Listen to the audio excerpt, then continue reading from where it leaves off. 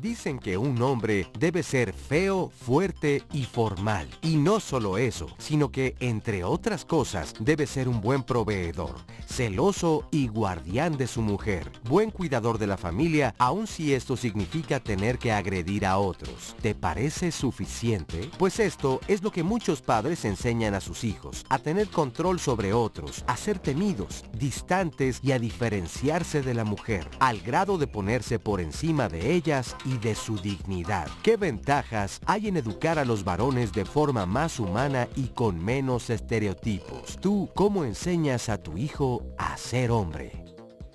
Hola, ¿qué tal? Qué gusto saludarlos esta mañana aquí desde el Foro de Diálogos en Confianza. Yo soy Cristina Jáuregui y bueno, como ustedes vieron, vamos a hablar de un tema muy interesante. Sobre todo es una pregunta que nos tenemos que hacer y que pocas veces nos damos un alto o un espacio en el camino para preguntarnos cuáles son las frases, las palabras, los mandatos, las órdenes, las reglas que nosotros les damos a nuestros hijos para convertirlos en hombres, o lo que nosotros creemos, la idea que tenemos de lo que debe de ser un hombre. O sea, cómo convertimos, qué es la masculinidad, cómo a un chiquitín lo hacemos que sea un hombre. Es fuerte la pregunta, pero nos parece muy importante aquí en Diálogos, porque a partir de todos los avances que han estado habiendo con respecto a la diferente forma de acercarse a los hijos, las nuevas paternidades, entonces creemos que es como fundamental dar una mirada justamente en esa dirección para saber qué es lo que está sucediendo y nosotros hacia dónde queremos caminar. Así es que tu voz es importantísima para nosotros, platícanos tú cómo lo vives. Si tienes alguna duda, aprovecha que estamos aquí con todos nuestros invitados para que entonces podamos juntos tratar de resolvértela. Buenos días, mi Sandy, ¿cómo estás? Hola, Cris, muy bien, muy buenos días. Ya leyéndolo, saludamos en Facebook Live. Recuerde, tenemos la transmisión en vivo para que nos deje debajo de esta sus comentarios. Y saludamos a Nacho Puente, quien ya nos dice, ni varones ni mujeres deberían tener roles preestablecidos, que sean las mismas personas quienes elijan sus propias maneras de desarrollarse. Saludos también a Vicky Astorga, Victoria Cerritos, Gladys Ferlas. También nos saludan desde Tulum, Quintana Roo, aquí estoy, así se pone en Facebook. Nos saludan desde Saltillo, Coahuila, Lulú, Luébano. Gracias a todos los que ya se están conectando y mandándonos saludos. Muy buenos días y muy buen programa a todos. Claro que sí. Y bueno, por supuesto que también le doy los buenos días a las intérpretes de lengua de señas mexicanas, Istiel Caneda, que es la que nos acompaña en este momento, y Fabiola Ruiz, que más adelante estará con nosotros. Y buenos días al público, gracias por darse el tiempo de venir y acompañarnos. Sus historias son importantísimas para nosotros. Y bueno, les voy a presentar a las personas que tenemos invitadas el día de hoy, a nuestros especialistas. Está Sandra Escutia con nosotros, ella es filósofa y feminista, es adherente a la Sexta Declaración de la Selva Lacandona. Sus líneas de investigación son feminismo y masculinidades. Sandra, ¿cómo estás? Muy bien, muy bien. Bienvenida. Aquí contenta de estar con una invitada a la que me gusta leer mucho y unos invitados también a los que vamos a tener una gran conversación. Claro que sí. Bienvenida, de veras, qué gusto tenerte aquí. También está con nosotros Jorge García Villanueva. Él es psicólogo y psicoterapeuta. Él es responsable del posgrado de Género en Educación de la Universidad Pedagógica Nacional, miembro del Sistema Nacional de Investigadores del Consejo Nacional de Ciencia y Tecnología, CONACYT. Jorge, ¿cómo estás? Gracias, bien, buenos días a todas, a todos. Esperemos que tengamos un programa provechoso para nuestro desarrollo y crecimiento personal. Claro, segurísimo así va a ser, vas a ver. Bienvenido, Jorge. Tania Rocha Sánchez también está aquí con nosotros. Ella es psicóloga social, especialista en estudios de género y terapeuta narrativa de la UNAM. ¿Cómo estás? Cristi, muy bien aquí, ya con todo para empezar, hay mucho que conversar, seguro. Sí, qué gusto tenerte por aquí, Muchas Tania, gracias. una vez más. Y también está con nosotros Enrique Cerón, él es sexólogo y psicoterapeuta. Enrique, ¿cómo estás? Muy bien, también como todos nuestros invitados, como con ganas de aportar a nuestro público pues en este tema tan importante y tan interesante que es el asunto de cómo se construyen las masculinidades. Sí, cómo se y desde construyen, los ¿no? jóvenes, ¿no? Fíjate que los invito a que me acompañen a ver el siguiente cápsula que hicimos, que es ¿cómo enseño a mi hijo a ser hombre? Nos preguntamos y vamos a ver qué es lo que les tenemos preparados para ustedes. Adelante. Mamá, papá, ¿te has puesto a pensar en cómo le enseñas a tu hijo varón a ser hombre? Por ejemplo, ¿le has dicho a tu niño, pégale a la pelota como hombre, no como nena? A ti te tocan los juguetes de hombre y no los de las niñitas. A los niños les decimos que entre más se distingan de las mujeres, mejores hombres serán. Y lo curioso es que tanto los padres como las madres de familia utilizamos la categoría de lo femenino como algo que literalmente debe ser desterrado y aplastado por lo masculino. Es decir, a nuestros hijos varones les inculcamos que el hombre, a diferencia de las creencias que tenemos sobre la mujer, se controla a sí mismo, es racional, calculador, se domina y es capaz de cuidar y proveer a los demás. A los niños les damos juguetes de superhéroes musculosos. Les enseñamos que un hombre debe tener un cuerpo fuerte. Les damos pistolas para que se defiendan porque un hombre debe ser feo, fuerte y formal. De hecho, a los hijos les decimos que los varones no se deben encariñar con sus amigos y que no se deben dejar utilizar por nadie, ni por sus esposas, porque un hombre que se respete no debe ser mandilón de su familia. Y aquí te preguntamos, ¿eso es ser hombre? ¿Realmente queremos eso de nuestros hijos? Bueno, qué interesante lo que acabamos de escuchar.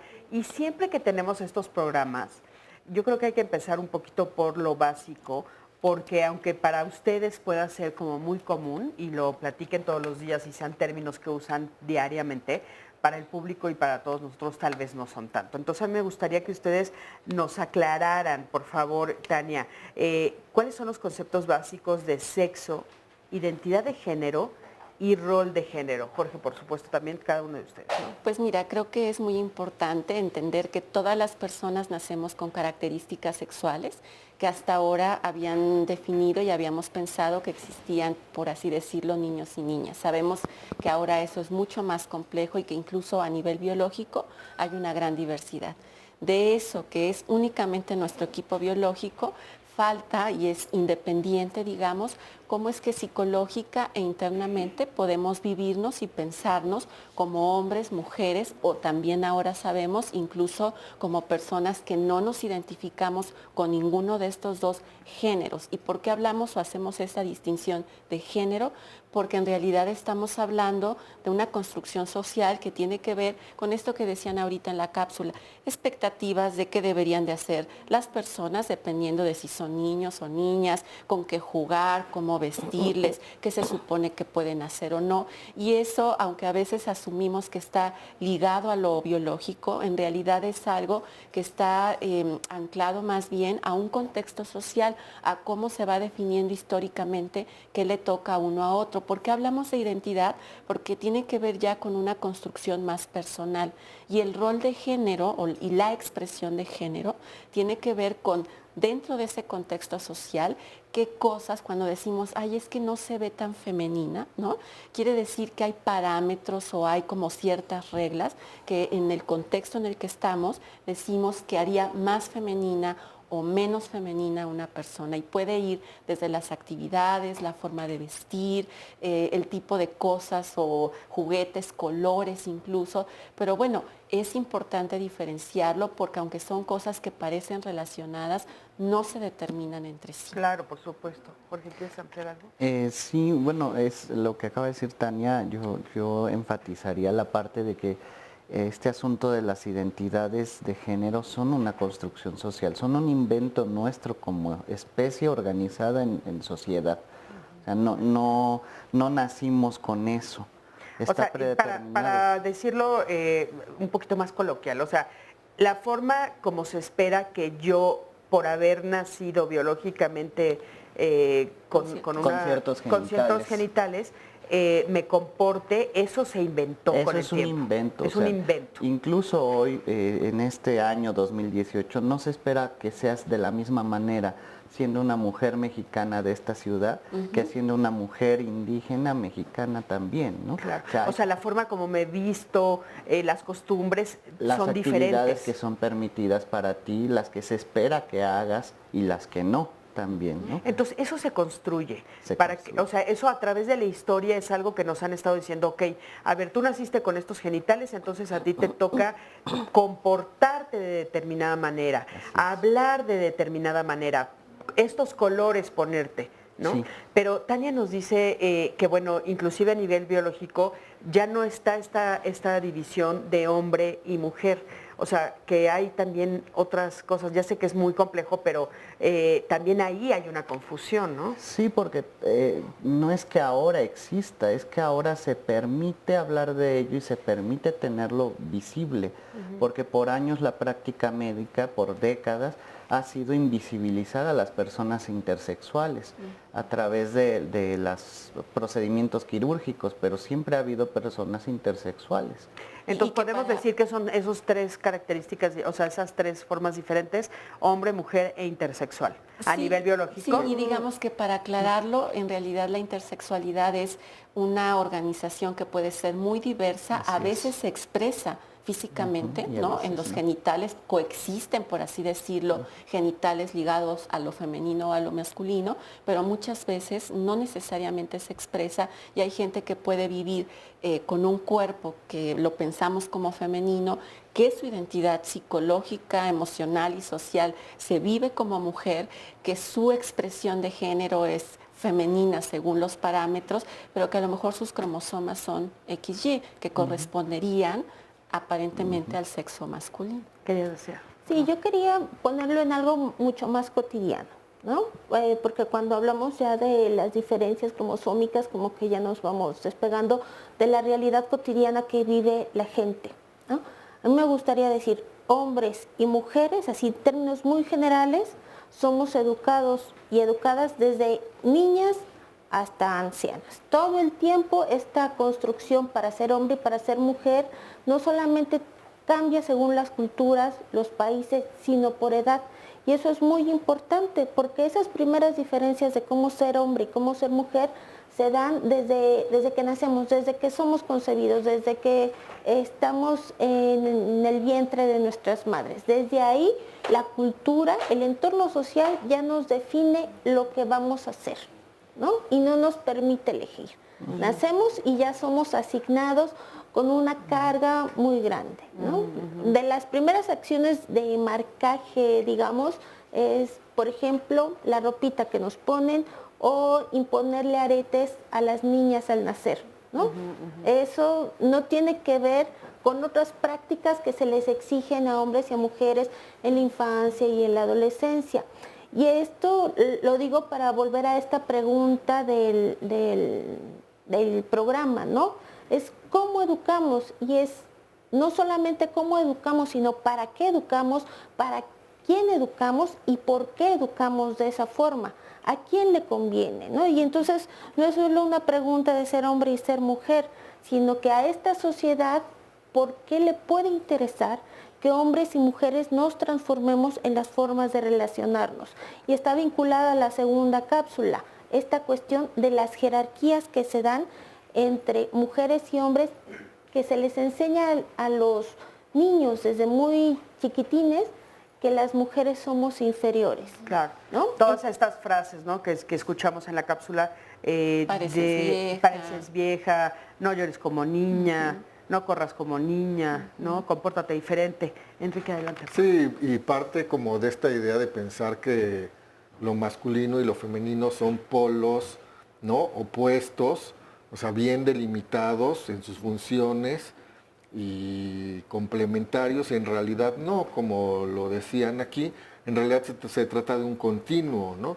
De un continuo que en la vida real no está jerarquizado por estos valores sociales, pero en lo biológico, donde vemos un montón de gradaciones que no solamente son macho y hembra de una especie animal, sino pues hay peces que cambian de sexo, o sea, no solamente en los hombres, sino se tiene esta idea de la naturaleza, como que la naturaleza funciona así, ¿no? Como si tuviera dos polos, y además no solamente que funciona así, sino que funciona así. Claro. Aquí está lo masculino y aquí está lo femenino, y así es el mundo, y no es cierto.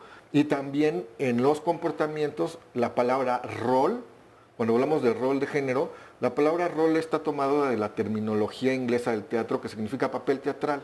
Claro. Y no es otra cosa más que un papel teatral que representamos todos los días. Pero si nosotros vemos en la vida real, o sea, es cierto que hay una serie de imposiciones, pero hay muchas de las cosas con las que somos educados, como las asignaciones de género, que pues son automatismos que la gente repite todos los días sin hacer conciencia, sin darse cuenta. Pero hay otros que forman parte de la elección consciente de las personas. Por ejemplo, a mí me dijeron que ser hombre significaba traer pantalones, y son muy cómodos los pantalones. Me encantan los pantalones, yo lo adopto. Pero hay otros, otros de los que se nos enseñaron que nunca se llegaron a instalar. Sí. O que con el tiempo, a lo largo de nuestra vida, las personas dijeron, oye, pues es que eso me parece absurdo.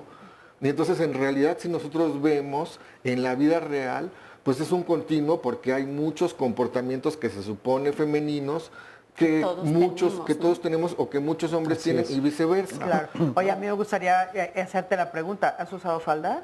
No. Ah, porque también es comodísimo. Sí, seguro. Uy, es delicioso usar falda y vestido. Estaba Depende justo del clima. leyendo ayer una Sí. nota de que están usando, creo que, no sé en qué país de Europa, faldas, los conductores de los buses para soportar el calor. La verdad es que es muy Exacto. cómoda y Es recomendable. muy recomendable. sentido. No, pero aparte eso es como muy interesante, porque en ese punto en particular yo quiero decirle a las personas que nos están viendo que las mujeres sí hemos brincado a ese lado, ¿no? O sea, hoy aquí está la muestra, de las tres tenemos pantalones y entonces estamos transvestidas, ¿no? Pues, La verdad, ciertamente. estamos transvestidas y en cambio los hombres todavía no los dejamos. bueno, yo estoy un poco transvestido. Bueno, usted también trae, en pero chongo. te lo haga, estaría padre que lo trajera suelto. También lo he traído Oigan, a suelto. ver, Sí, ya sé. algunos comentarios nos dice Argel en Twitter, creo que la masculinidad se encuentra en crisis, ya que tienen también peso importante por cubrir estos estereotipos. Y dice que hay mucha presión social. También nos dice Jesús, un hombre debe tener empatía, debe respetarse y en virtud de ello respetar a sus semejantes. Y saluda al programa. Regresando les leo más, seguimos recibiendo todas sus llamadas y comentarios.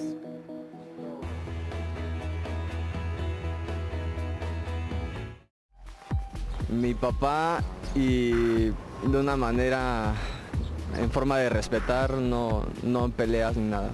Desde chiquitos, pues mi papá me implicó ciertos valores y ciertas responsabilidades que debe tener un hombre, tanto de niño, de joven y de adulto. Pues yo mismo, no sé, nadie te enseña ni en un libro, como viendo los demás que cómo ser hombres. Yo creo que no se aprende a ser hombre o se aprende a ser mujer, solamente es algo natural y uno debería ser como siente que debe hacer. Se necesita ser más valiente y honrado y todo eso. Quizás yo me formé, digamos, en la calle porque yo tuve que pasar por diversas adversidades, son cuestiones personales, pero en mi casa jamás tuve la figura paterna porque se fue. Y pues yo tuve que hacerme responsable y aprender que aquí todo se trata de trabajo, y con el trabajo yo fui generando una constancia en la cual yo siento que para ser hombre hay que ser perseverante y poder lidiar con todo. Pues trabajar, ayudar a la mujer en las actividades y ayudar a mis compañeros y ver por el bien de la humanidad. Bueno, pues ya estamos aquí de regreso y es muy interesante escuchar lo que cada uno de ellos dice. Sí. Bueno, ¿quién te enseñó a ser hombre? ¿No? Sí, yo creo que algo muy importante es entender que hay tanto un aprendizaje directo en el que te dicen, te toca hacer esto, no hagas esto, te compro tal, pero también es una forma, o hay formas muy indirectas que tiene que ver con lo que vemos en los medios de comunicación, lo que nos enseñan en las escuelas. Es decir, a veces, bueno, desde la psicología social decimos que se mama la cultura, no solo es como que te enseño, te castigo, sí pasa, pero también hay formas indirectas. Y esto que decía el chico de no se aprende, así nacemos, nacemos, justo también tiene que ver con parte de cómo caemos en una suerte de esencializar que las personas así nacemos, ¿no? Y que tenemos características, casi que en el ADN viene que las niñas son tiernas, débiles, frágiles, y los niños son, que decían, fuertes, feos y formales. Y créanme que no, hasta ahora no hay estudio que corrobore que eso viene. Y no, también es importante considerar, retomando la cápsula, ¿no? Como decía este chico que se formó en la calle porque el papá se fue. Y hay mucho la idea de que somos los hombres quienes enseñamos a otros hombres a ser hombres, y no es verdad. O sea, todos estamos como parte de un tejido vivo que es la sociedad, y enseñamos a los niños, a las niñas, a comportarse como se espera o como esperamos que sean. No necesita ser un papá. Pueden ser una familia de mujeres que criaron al chico, y ellas le pueden enseñar perfectamente cómo ser un macho. Claro. Oye, y ahora que, bueno, hace poquito tiempo estuvimos con todo lo de los juguetes al tope, a mí me llamó muchísimo la atención ver que, bueno, ahora hay juguetes bélicos, digamos, pero para niñas. Pero entonces le ponen rosa, florecitas, estrellitas, y entonces ya pueden tener la pistola con estrellitas y florecitas, pero rosas.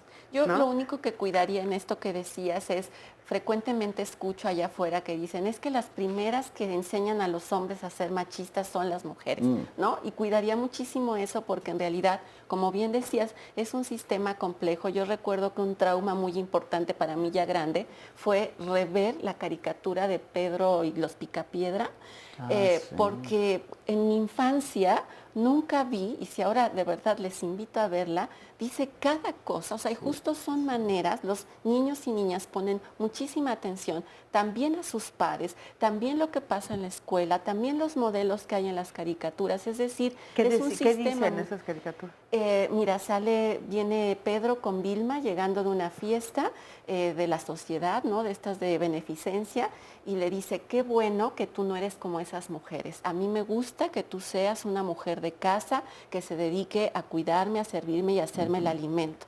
Y cuando yo vi eso dije, ¿qué? O Mazinger Z, que fue de mis tiempos, ahora que lo vuelvo a ver, este sujeto golpeando a Afrodita. No, es que no nos damos cuenta. Y además justo eso, empezar a decir que la masculinidad está construida con una base de violencia hacia las mujeres, hacia otros hombres y hacia sí mismos, que hay que estar señalando todo el tiempo. Claro. ¿no? Ahora, yo creo que vas a querer responder, ¿no? Porque, bueno, o sea, ¿a qué te referías entonces con esto de que somos las mujeres las que educamos? No dije que son las mujeres, dije que puede haber una familia donde no haya hombres y generar porque se repite, ¿no? Sí. Es como algo que traemos inmerso, pero no es porque nacemos, sino que de repente no nos damos cuenta que por todos lados nos los están bombardeando, y entonces también se lo repetimos, aunque no exista un hombre, una figura paterna, atiende a tu hermano. Y que todos somos parte del problema. Exacto. Un caso así nos dice aquí un comentario de Facebook,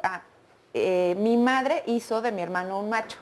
Así lo pone, y le dio mucha autoridad sobre nosotras, sus hermanas menores, de regañarnos y si era necesario golpearnos, hasta que lo atendiéramos, le laváramos su ropa. Mi madre esperaba mucho de él cuando se recibiera y ganara más dinero, mas nunca vi que mi hermano tuviera un detalle con mi mamá en su cumpleaños o el Día de las Madres. Es un poco lo que decían sobre cargar toda la responsabilidad a la mamá. A ver, adelante, por favor. Sí, es que ese tema es como muy polémico y muy delicado, ¿no? Yo también atendería a no... Al ser sujetos sociales, personas en sociedad, nos construimos, y hay dos cosas importantes que yo creo que también se juegan, la aceptación y la competencia. Y entonces somos educados para ser aceptados en sociedad, ¿no? Entonces, bajo unos criterios de ser sociables según las condiciones de la sociedad, se nos dice hay que hacer esto, ¿no? Y por otro lado, si vamos a preguntar cómo educar a los hombres, también habría que preguntar cómo se quieren transformar los hombres, ¿no? Porque cuando le dices a un sujeto adulto que su mamá, y te responde, es que mi mamá me educó así, tiene 30 años, el señor no se ha cortado el cordón umbilical, ¿no? Entonces ahí hay que apelar a la transformación social, también desde la crítica a uno mismo sobre los beneficios o no que tiene esa educación. Porque dices, bueno, decir la mamá lo hizo, la hermana lo hizo, es lo más fácil. Es qué están haciendo los varones para transformarse y transformar esta sociedad, Claro. que era una Es de las que, preguntas Sandra, que yo ¿no hacía. es un poco cómodo también? O sea, Muy ¿por cómodo. qué cambiarían ellos? O sea, ¿por qué se harían la pregunta si ellos llegan a la casa y son atendidos y son cuidados en extremo? O sea, ¿por qué el hombre haría ese esfuerzo de un cambio Esa que es la signifique pregunta. perder ese poder? A ver. Aquí hay como varias cosas que como a revisar, ¿no? Yo sí creo que tiene un fuerte peso el castigo, porque si vamos a como a las motivaciones más básicas de todos los seres vivos, la principal es el instinto de sobrevivencia. Entonces, para poder sobrevivir, un niño o una niña tienen que pertenecer a un grupo social. Y entonces aquí hay dos factores. Uno, como el que decías, que es el modelaje de los comportamientos a través de estas como ficciones, ¿no? A través de los dichos, a través de lo que ven en la tele, de lo que les dice el papá, de lo que observan en su medio ambiente. Y otro es el castigo, porque hay un castigo fuertísimo sobre los niños, sobre niños y niñas, pues, pero sobre aquellos niños o niñas que se quieren salir de lo que se supone les toca de su rol. de su rol de De su género, rol de ¿no? género, ¿no? Y entonces hay castigos, hay señalamientos, hay ridiculizaciones, hay no le hables, hay es maricón, no te juntes con él, es marimacha, ¿no? Es peligroso, y entonces el niño o la niña acaban diciendo, yo les firmo lo que quieran, voy a hacer como ustedes quieran, pero déjenme en de paz, molestar. ¿no? Y entonces, y la otra que quería era sobre este asunto de que efectivamente, ¿no? Hay una comodidad cuando se supone que este es un rol, un papel de privilegio o una situación de ventaja en la vida, pues por supuesto hay una comodidad en yo porque me voy a como preocupar en modificar eso. Claro. Pero aquí hay un trabajo muy importante a hacer y que tiene que ver con el asunto del tema del programa de cómo educar a los hijos varones, Claro. que es revisar el enfoque de masculinidades, o sea, entender que no hay una sola forma de ser hombre y revisar la relación que hay de la masculinidad hegemónica o de la masculinidad como dominante, como modelo único, con la violencia y con la autoviolencia, porque los hombres en México vivimos, o sea, tenemos mayor acceso a las oportunidades de trabajo, de educación, de salud, sin embargo vivimos en promedio 10 años menos que las mujeres. O sea, no tendría sentido eso, pues, ¿no? Si tienes mayor calidad de vida, tendrías que vivir más. Y entonces hay situaciones bien identificadas porque los hombres vivimos menos. Una de esas son por conductas de riesgo, ¿no? Como manejar de manera descontrolada, involucrarse en riñas callejeras, el abuso de drogas y de alcohol, porque hay que estar demostrando perpetuamente la masculinidad. No es que ya soy hombre y aquí está mi credencial de hombre, déjenme en paz, ¿no? Sino que todo el tiempo lo tengo que estar demostrando a riesgo de ser castigado por otros hombres y por otras mujeres. Y entonces la otra de esas situaciones son somatización de emociones, porque los hombres pues se nos educa en un asunto como emocionalmente monotemático. O sea, estás triste, enójate. Estás enojado, enójate. ¿No? Estás alegre, enójate. O sea, no hay otra más que esta. Y la otra es la de no atenderse a afecciones que a tiempo podrían ser perfectamente tratables y que no los hombres no nos atendemos porque hay que aguantarnos, porque hay que demostrar que somos muy fuertes, muy valientes y que aunque me esté, ¿no? Pues torciendo así de, no voy al médico hasta que estoy verde. Claro. Oigan, fíjense que salimos a la calle y justamente en este sentido les preguntamos a los televidentes, ¿un hombre que no es proveedor es menos hombre? Vamos a ver qué dijeron. No, bueno, yo pienso que eso no tiene nada que ver. No es hombre porque no lleva los sustentos de la casa. No, claro que no. Creo que la situación económica o que no provea no tiene nada que ver con la masculinidad. Aparte eso no se mide con lo que provee. Yo creo que todos tenemos la misma igualdad, sea mínima la parte en que contribuyamos y se haga de corazón, las cosas van a salir mejor. Igual y si no provee puede apoyar en otras cosas. Será, a lo mejor es persona más irresponsable, pero no lo hace más o menos hombre. No deja de tener su figura sexual. Pues no, realmente un hombre que no provee, pues no quiere decir que no sea hombre, ¿no? Simplemente pues debe de estar consciente qué es lo que debe y qué es lo que tiene que proveer. Eso no tiene que ver con que si es más hombre o no. No, pero yo creo que es parte de ser ¿cómo se puede? Responsable y de las cosas que debe de hacer un hombre, creo yo. No, tanto mujeres como hombres pueden proveer dependiendo de las capacidades y necesidades de cada quien.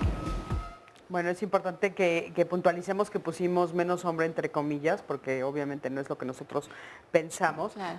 ¿no? Es importante decirlo y me llama mucho la atención el comentario de una de las mujeres que dice, no, bueno, sigue teniendo genitales masculinos, Sí, ¿no? sí, yo creo que hay como dos comentarios ahí. O sea, uno, por lo menos en las investigaciones que hasta ahora he hecho, si bien es cierto que en la expectativa la gente dice no hay problema, para mí ha sido una constante encontrar que cuando la mujer provee o tiene mayor remuneración económica, el hombre se queda sin trabajo, si no hay esta flexibilidad en cuanto a eso no me define, hay un truenen o hay una serie de problemas.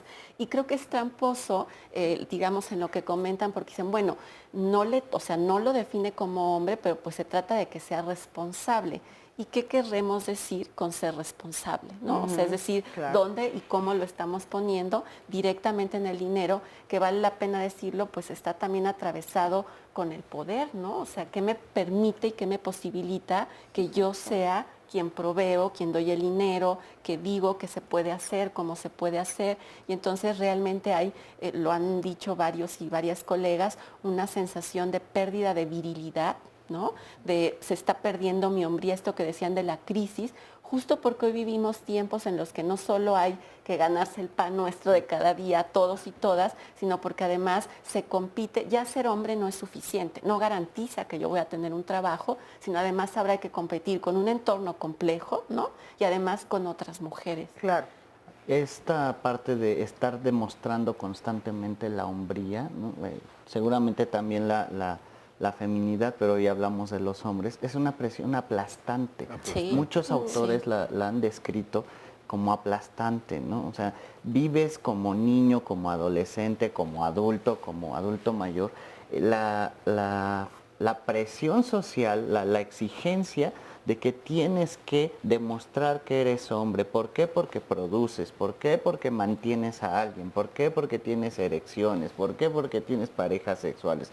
O sea, hay como demasiadas cosas que se le exigen a las personas, en este caso a los hombres, para demostrar que tienen palomita, ¿no?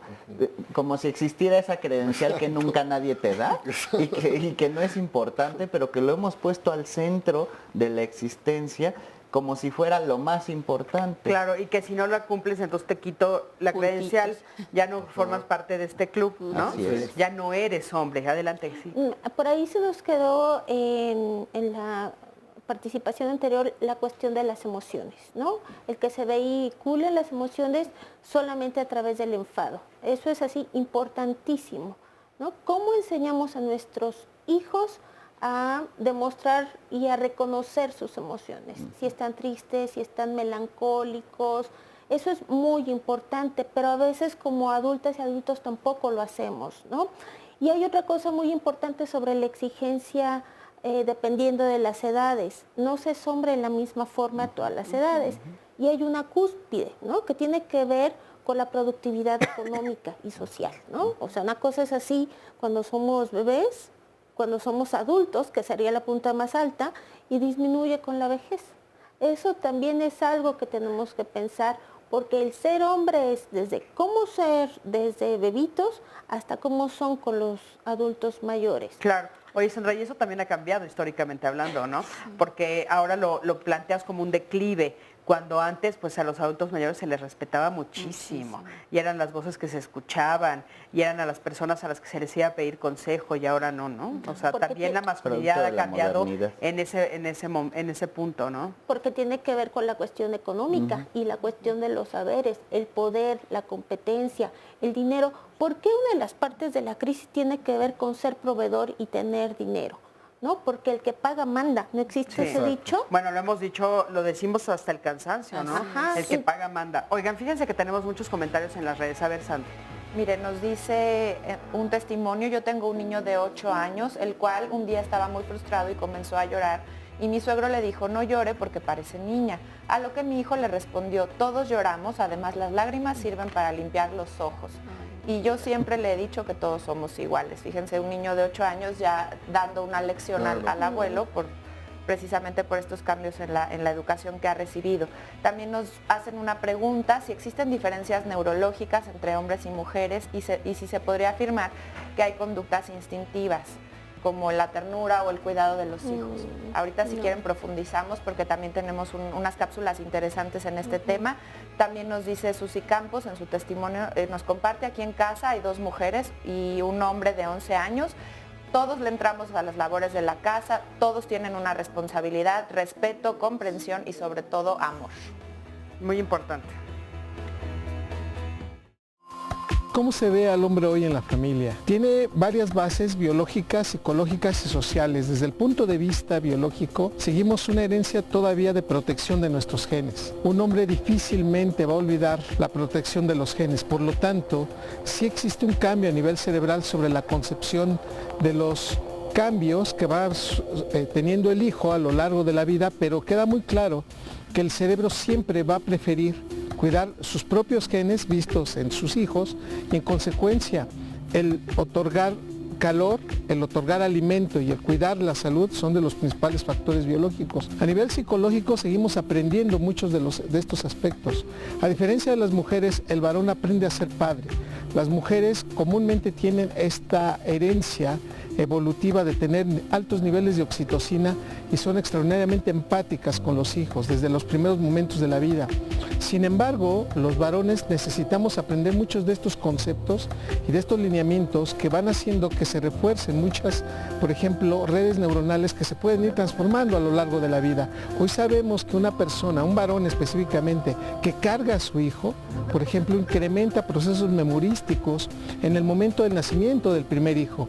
Y este es el que lo hace prácticamente ser padre o enseña a ser padre. Consecuencia de esto también socialmente tenemos una ganancia biológica cuando la sociedad permite a los demás pues interesarse sobre el factor. Hoy sabemos que muchos de los aspectos sociales han cambiado a lo que han sido los últimos 40 años y en consecuencia el hombre se involucra más en el cuidado, en el cambiar a su hijo, en el cargarlo y esto realmente incrementa muchísimo este tipo de apegos y de pertenencia social. Hoy el hombre tiene un papel muchísimo más fuerte que lo que pudo haber tenido hace 40 años en relación del apego y de la consistencia de la comunicación que puede tener con sus hijos. Por lo tanto, sí, efectivamente, el factor de ser padre es un factor que se aprende, que biológicamente lo tenemos heredado, pero que tiene que ser retroalimentado continuamente como un factor social.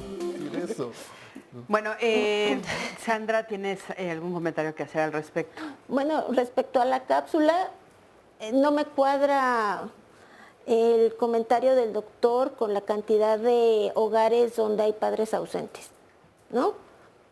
Por ejemplo. O sea, si hay ese desarrollo neuronal, ¿qué explica que haya tanto abandono de hogares o que los padres se nieguen a pagar pensión alimenticia? ¿No? Eso es una pregunta social que lo neurobiológico no responde. Creo que... Sí. A mí me gustaría como poner 2 cosas sobre la mesa, ¿no? Una, primero el asunto del comentario que hacían sobre las redes sociales, que si había comportamientos instintivos, como lo dice el doctor, ¿no? Y habría que ver cuál es el peso de esos comportamientos instintivos, ¿no? O sea, yo se los aseguro, no existe el gen de los trastos sucios. Yo creo que ninguna de las chicas que está aquí, o sea, nació con el gen de los trastos sucios, de ver los trastos y hasta que no los acaban, ni ninguno de los hombres que estamos aquí nacimos con el gen de la caguama, ¿no? Y entonces vemos un alcohol, una botella de alcohol y hasta que no la acabamos no descansa nuestra alma. Pues eso no funciona así, ¿no? Y por otro lado esta idea de lo que decíamos, los discursos biologicistas. ¿Qué son los discursos biologicistas? Poner la biología como responsable de los comportamientos del ser humano, en el cual no puede haber variantes y no puede haber otras formas de moverse en el mundo. Habría que entender una cosa, el asunto de estos discursos están basados en una idea de que la naturaleza es algo fatal y mecánico. ¿Qué es fatal y mecánico? que están preestablecidos las etapas o las rutas a través de las cuales se mueve y no puede ser de otra manera. Entonces, ¿cuál sería la propuesta que tú dirías? O sea, ¿qué es lo que es? Obvio, están en contra de lo que acaba de decir el doctor Eduardo Calixto, pero ¿qué dirían que sí? Pues vamos a aterrizarlo al asunto de cómo educar. Que también, por lo que se está diciendo aquí, o sea, tampoco se puede negar la biología y la naturaleza, Exacto. porque durante mucho tiempo nos han dicho también que existe el tema hormonal, que existe las cuestiones de bioquímicas. Quiero poner un ejemplo para que veamos, ¿no? O sea, el asunto es Pipín Ferrera, que era un campeón mundial de inmersión libre, de buceo sin equipo, le ponen electrodos para poder medir qué es lo que sucede y encuentran que esta persona había logrado una capacidad parecida a un mamífero marino. O sea, había logrado controlar sus pulsos cardíacos de tal modo que podía administrar el oxígeno, y lo mismo sucede con los yogis y lo mismo sucede con las personas que meditan. O sea, si eso fuera fatal y mecánico, esas gentes no podrían hacer eso, pues. Entonces sí hay una parte en lo biológico, pero no es determinante en las conductas humanas.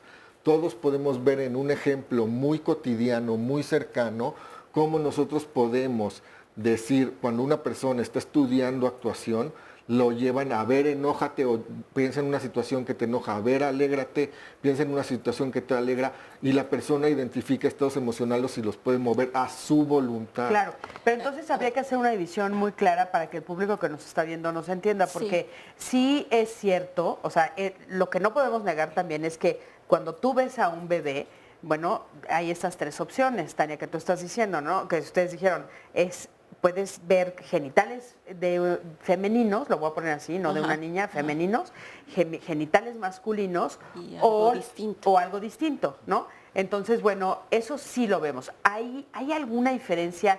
¿Eso marca algo o no marca nada y solo tiene que ver con la reproducción de la especie? Es un factor como otros. Algo muy importante es diferenciar, y lo he dicho en otros momentos, un asunto es lo biológico, ¿no? Y otro es que cuando terminamos escuchando este tipo de discursos biologicistas, dan cuenta de desigualdades. La oxitocina es algo que funciona cuando tienes un bebé, pero también cuando estás teniendo relaciones sexuales con alguien, y literal es para que lo veas más bonito y se te antoje. Es decir, claro que nuestros cuerpos funcionan o tienen un funcionamiento a nivel fisiológico, pero creo que es grave decir, en el momento en el que Calixto señala, por ejemplo, y discúlpame por favor, señala que las mujeres tenemos esta parte empática en la naturaleza.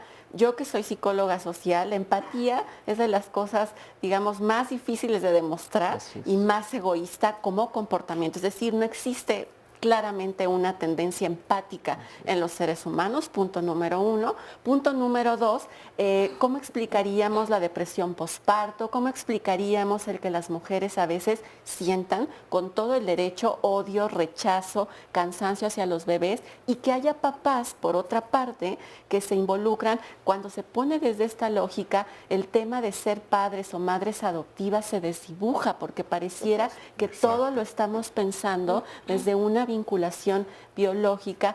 Cuando decimos son hormonas sexuales masculinas o femeninas, todos y todas tenemos estrógenos, tenemos se me fue la otra, todo, ¿no? Testosterona. Y nosotros hace mucho tiempo hicimos un hombres estudio. Y mujeres. Eso también es importante que lo escuchen. Y un poquito más puntual, Tania, o sea, nosotros, las mujeres, producimos oxitocina, pero los hombres también. También, exacto. Hicimos un estudio hace mucho tiempo midiendo la testosterona libre, que es la única parte de la testosterona que está ligada al comportamiento. En aquel entonces estábamos midiendo cuestiones de infidelidad, de cómo reaccionaban en las relaciones de pareja, y lo que nos dimos cuenta es que no hay una relación, porque algo que no estamos considerando es que en el marco de este continuo mamífero, digamos, ¿no?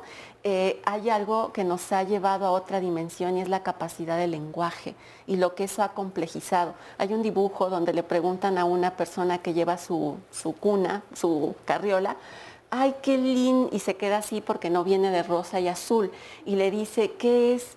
Ay, no sé, fíjate que todavía no habla. Y yo creo que tendríamos que empezar a problematizar eso. Es decir, también yo agregaría el asunto de que tenemos conciencia y capacidad de pensar. Reflexividad. Yo creo que hoy estamos hablando de educar y quienes nos dedicamos a la educación sabemos la importancia que tiene el lenguaje, la conciencia y el pensamiento para generar en los niños, en los educandos de cualquier edad, personas más conscientes de que estamos en un mundo de humanos entre iguales y que tendríamos que tratarnos primeramente con el mismo respeto que exigimos, que valemos lo mismo. Oigan, entonces no buscar justificar la violencia y otras cosas o la ternura por una cuestión biológica. A ver, Jorge, y en ese sentido, entonces creo que estarían los cuatro de acuerdo, me contradicen si no, que entonces no es cierto que los hombres nacen más violentos. No es cierto. No es cierto que las mujeres tienen más ternura. Exacto. No es cierto que las mujeres nacemos con una este don de la maternidad, o sea, con instinto materno. No es cierto, o sea, todas esas cosas que nos han dicho no es cierto, todo eso son constructos. Son inventos sociales, son cosas que me dicen desde niño que tengo permiso de experimentar. Que no tengo permiso. Como estamos hablando de los varones y de las masculinidades, entonces cuando yo de chiquito, yo tengo un hijo en mi casa y sin darme cuenta, es que esto es bien importante que los que nos están viendo lo entiendan, o sea, no lo hacemos de manera forzada, no lo hacemos por malas personas, es una cultura que ha venido de siglos y siglos atrás. Veo a mi hijo llorar y no se lo permito. Sí. Veo a mi hija llorar y la abrazo. Sí. ¿No? Ese tipo de cositas son las que van marcando de una manera muy clara. Si mi hijo de repente llega a la juguetería y dice, mamá, quiero una Barbie, le digo no. No, porque eso no te toca. Porque eso no te toca. Los niños no juegan con Barbies, los niños juegan con esta sección que aparte está hasta muy bien definida en las jugueterías. Sí. Los juguetes no están mezclados, está la línea de juguetes femeninos y la línea de juguetes masculinos. Y esos son los mensajes que les vamos diciendo sin darnos cuenta. Exacto, y los juguetes provocan comportamientos distintos. Si tú estás con una muñeca, no la vas a encestar y no requieres capacidad visual de campo, requieres desarrollar una cosa empática, tener como cuidado con las manos. Claro. ¿No? Si vas para churrarle los botoncitos, cambiarle la ropita. Exacto, claro. Entonces está evidenciado que, por ejemplo, se carga por más tiempo en brazos a una niña que a un niño. Sí. Se hace más distancia física con una niña, con un niño que con una niña. Sí. Se regaña más veces de forma violenta a un niño que a una niña. Y son cosas que pasan desapercibidas. Por favor. Sí, a mí me gustaría poner dos ejemplos, o tres. Yo tengo 3 hijos varones, ¿no? Con los cuales yo veo los reclamos sociales que cotidianamente les hacen en la escuela, los amigos. Yo mando unos niños a la escuela y me regresan, pues, niños con unos aprendizajes nuevos, por decirlo así, ¿no? A mí me llamó la atención 2 muy sorprendentes. Mi hijo de 4 años, que acostumbraba a llevar churros para compartir en la escuela, un día regresa y me dice, dicen mis amiguitos que ya no quieren. Y yo, pues, ¿por qué no? Que los churros son rosas por dentro. 4 años, ¿no? 2 años, vamos al parque. Yo me quiero subir al columpio de niños. ¿Cuál es el columpio de niños? Esa es la sociedad, ¿no? No hay, que a mí me sorprende mucho porque no es algo que aprende en mi hogar. Claro, sin embargo, la sociedad te está marcando. Y respecto al aprendizaje también de emociones y la cuestión conductual, ¿no? Los primeros juguetes que ya se mencionó son para las niñas, los bebés, las muñecas. Y entonces nuestro aprendizaje de cuidado, de ternura, de cambiar si se hizo caca, si hay que cambiarlos, si hay que verse bonito, lo tenemos las niñas, no porque nacimos así con ese cuidado, sino que son nuestros primeros entrenamientos sociales de cuidado. A mí me gustaría señalar como complemento de esto, cómo la afectividad es reprimida y poco permitida en los hombres, ¿no? Claro. Y este es un caso real, ¿no? Se acerca el niño como de 10, 11 años, ya cuando está empezando a ser puberto y que ya no se ve tan niño, y se acerca al papá que está sentado viendo la tele en la noche para darle su beso en la mejilla y decirle, pues ya, me voy a dormir hasta mañana. Y entonces el papá lo avienta O sea, era una práctica que había hecho cada noche ese niño durante toda su vida, ¿no? Y lo avienta y le dice, a los niños, a los hombres no se les da beso. Así es. Tal por cual. Imagínate para un niño lo que implica esa violencia. Esa violencia, pero además también veamos al padre. O sea, el padre tal vez necesitaba y quería sentir el cariño de su hijo, pero al mismo tiempo tenía que cumplir con el mandato de que lo tengo que hacer hombre. Así es. O sea, no puede darle beso a un hombre. O sea, qué complicado, ¿no? ¿Por qué nos la ponemos tan difícil los hombres? Qué complicado y qué soledad tan grande. Y yo creo que aquí sería bueno aterrizar el asunto, entonces, cómo educar a un niño, ¿no? Claro. Primero en el asunto de enseñarle que no existe una manera de ser hombre. Si no hay ¿no? una. Y vamos a la constatación. Ok, tú crees que este es el columpio de niñas, ¿no? A ver, súbete en el columpio de niñas. ¿Te convertiste en niña? Y que saque sus propias conclusiones, o sea, que se vaya dando cuenta solito a través de la verificación de sus sentidos, cómo esto que se enseña, pues no es cierto. O sea, son una serie de creencias y pues no están basadas en nada, pues, ¿no? Claro. Luego, otro, que aprenda a distinguir sus emociones, la gama de sus emociones y que se dé cuenta que tiene derecho a esta gama de las emociones, ¿no? Y entonces, y en este sentido, desterrar la idea de que las emociones son un signo de debilidad y un signo de debilidad que le corresponde a las mujeres, ¿no? Entonces, educarlos en el asunto de la igualdad. Si tenemos hombres, niños y niñas en casa, el asunto, tú usaste tu plato, tu hermana usó tu plato, ¿quién lo usó? ¿A quién le corresponde limpiarlo? Más de autosuficiencia, ¿no? De ¿no? autosuficiencia. De autocuidado también. Y cuando hablamos de esto, retomo un poquito lo que decían, si el hombre era menos hombre, si proveía, pues el asunto es, tú tienes que cubrir tus necesidades, sí, pues entonces, hombre o mujer, tienes que producir tus recursos porque tienes unas necesidades que cubrir y eso no te hace más hombre, menos hombre. Claro. ¿no? Oigan, y a mí me gustaría entrar también al tema de el cuidado del cuerpo, por ejemplo, ¿no? Sí. Porque justo entran en la adolescencia con esto que tú estás diciendo, ¿no? De repente un papá que lo rechaza y le dice, no, tú no besas a los hombres. Pero entonces hay como un desprendimiento de su cuerpo porque ellos de repente pues son capaces de acostarse con muchas mujeres sin importar y sin darle nada de valor, no sé si me explico, ¿no? O sea, como que está este mandato de las mujeres de tienes que cuidarte, católicamente hablando, hasta que te cases, aunque no hables católicamente, también a las niñas se les dice hay que cuidarse y a los niños no. Haz con tu cuerpo lo que quieras, como hasta que el cuerpo aguante, ¿no? Es un mandato muy fuerte y muy doloroso también, ¿no? Y que tiene implicaciones también. Supongo. Finalmente hay suicidio en los varones, ¿no? Está el tema que decías de la salud, ¿no? Y además tiene implicaciones desde la propia violencia, no saberse leer, sentir, pensar, no es gratuito, de verdad, que no sepan decir cómo se están viviendo. Ahorita regresando de este corte nos los explican un poquito más puntual. Vamos a un corte, en un momentito regresamos, quédate con nosotros, estamos en Diálogos. Claro, el cáncer de próstata. Ya estamos de regreso, gracias por continuar con nosotros en Diálogos en Confianza. No se pierda el programa del día de mañana, el tema es la lengua materna, orgullo e identidad. Y es que el 21 de febrero se acaba de conmemorar el Día Internacional de la Lengua Materna y este año precisamente la UNESCO ha escogido como tema el preservar la diversidad lingüística y promover un plurilingüismo para apoyar los objetivos del desarrollo sostenible.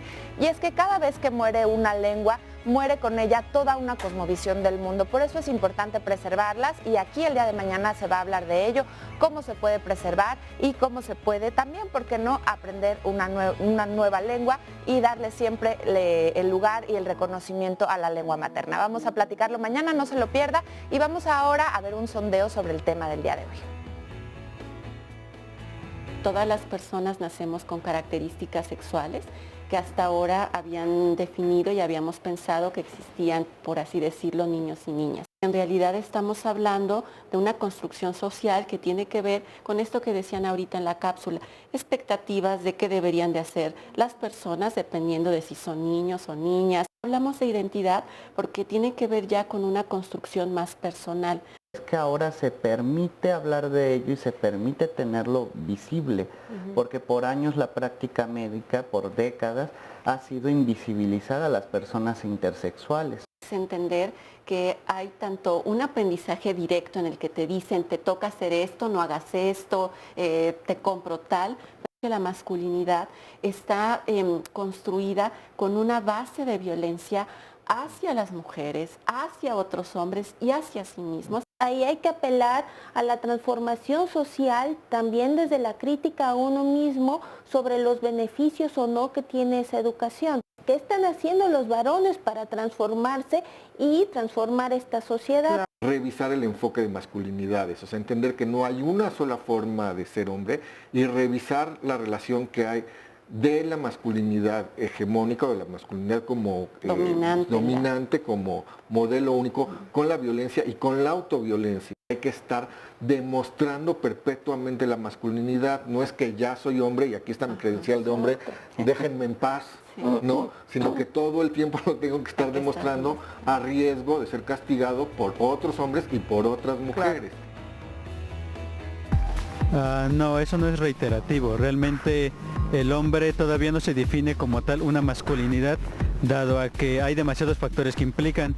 Hay quienes dicen que es la rudeza, hay otros en los que al ganar enfrentamientos se creen con la necesidad de sentirse más machos que otros. No es la manera de podernos comportarnos como seres humanos. Yo no podría decir que a base de golpes se demuestra la masculinidad. Claro que no, deberían expresarlo de una manera racional y lógica. El luchar es un símbolo de debilidad. No debería llevar este estigma y no hay necesidad de expresar más violencia. No se define para ver quién pega más fuerte. No, yo opino que no, yo creo que ya estamos en una época pues ya no tan machista. Creo que hay otras formas de demostrarla, aunque no creo que sea algo que se deba como defender a toda costa. Siento que sería algo así como que salvaje, ¿no? No es necesario saber si eres hombre o no.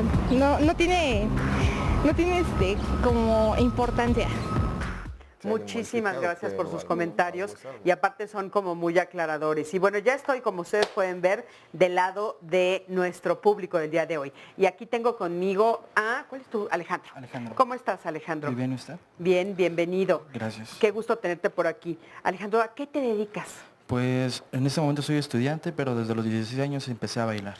¿Qué bailas? Me metí a academias de baile para aprender tanto como dirigir, a coordinar y a poner 15 años, todo ese tipo de cuestiones. Oye, y nos estabas comentando que eso te ha traído algunos cuestionamientos. Claro, bueno. ¿Cómo cuáles? Bueno, pues en un principio, cuando yo comencé con todo esto, mi papá estaba de acuerdo, puesto que él decía, bueno, vas a conocer mujeres, vas a conocer niñas, a las mujeres les gusta el baile, pero posteriormente, conforme fueron avanzando los años, cuando yo empecé a tomar clases de jazz, clases de ballet, clases de salsa, todo ese tipo de cosas me trajo problemas con él, puesto que decía que eso no era de hombres. El bailar o practicar ballet no era de hombres.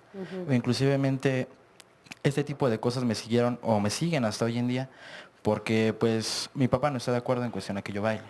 Sigue sin estar de acuerdo. Sigue sin Oye, estar de acuerdo. ¿Y de dónde has encontrado tú la fortaleza, Alejandro, para seguir bailando y siguiendo con este proyecto que tú tienes? Pues de mis mismos gustos y sin querer mi papá mismo me ha orientado a hacer así. ¿Qué crees que es lo que tu papá más lo frena? O sea, cuando te dice no son de hombres, ¿tiene miedo de qué? Pues yo pienso de que tiene miedo de que el contacto con las mujeres en ese aspecto me vuelva un poco más femenino. Pues no puedo decir que es algo que esté mal, pero realmente incluso las mismas mujeres te tratan diferente cuando tú entras a una academia de baile. ¿En qué aspectos se tratan diferente? Pues las mujeres se alejan de ti en un principio si ven que tú eres heterosexual. Pues ellas piensan que tú estás entrando a este tipo de aspectos, a ver su cuerpo o a tratarlas diferente. Si no eres una persona, vamos a ponerlo homosexual, ellas te empiezan a apartar un poco. Pues te dejan de ver como algo incluyente, te empiezan a excluir de esto. Tienen miedo que te metiste para ligar, como dicen pues por sí, ahí. Coloquialmente. ¿Y cuánto tiempo te tomó hacerlas entender que no, que realmente es algo que te gusta? Pues realmente me toma casi años, me ha tomado 2 años. Le digo que ya tengo desde los 16 años empecé a bailar, Pero ya la última experiencia que tuve fue en la universidad, donde me empecé a meter a clases de jazz, y mismas chicas de la universidad eran las que tenían esos problemas conmigo, de decirme, ¿sabes qué? No te pongas atrás de mí porque no me gusta que me veas cuando estoy calentando o estoy estirando mi cuerpo. No hay ningún problema, yo me quitaba. Pero sí era un problema, incluso la profesora hablaba conmigo, oye, es que quiero saber si realmente estás aquí porque quieres bailar o porque quieres ver a las chicas. Híjole, Alejandro, qué difícil. ¿Sabes qué? ¿Qué pueden comentar de esto de Alejandro? Y aparte, me parece que es mucha violencia. Claro, las mujeres estamos también educadas a cuidarnos, porque los hombres nos van a violentar, ¿no? Entonces entiendo el comentario de sus compañeras de si estoy calentando hasta un lado.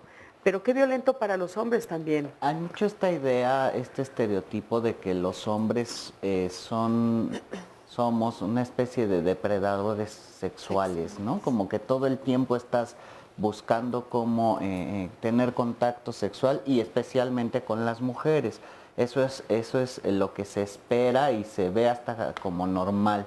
Por eso los comentarios de los que Alejandro, ¿verdad? Sí. Le hacían la maestra, las compañeras.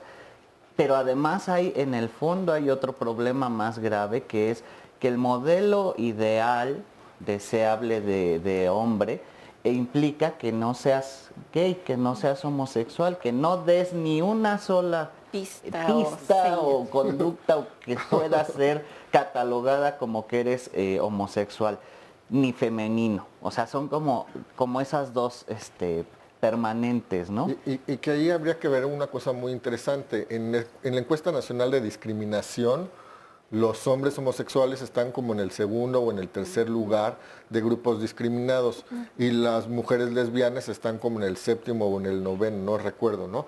Pero detrás de eso hay una misoginia muy grande porque hay un castigo mayor hacia los hombres homosexuales porque conceden a ser como los inferiores, que son las mujeres. Y además me parece que en lo que nos compartes se hace evidente lo restrictivo que se vuelven estos estereotipos, estos patrones, esta idea o estos cajones de ser hombre o mujer, y que invita forzosamente a que todos y todas tenemos que repensarnos, pero además con una conciencia pues muy profunda, porque también es cierto que así como no es el caso de Alejandro, puede haber chicos o chicas, ¿no? Yo lo veo mucho en la universidad, que entran bajo esos propósitos, es decir, se requiere de un trabajo de toma de conciencia por parte de todos, porque me parece que algo que define la manera en la que se ha construido este tema del género es siempre desde el desencuentro, desde la competencia, desde desconocer al otro, verle inferior en el caso de las mujeres, ver con temor a los varones, y sobre todo en este momento actual que vivimos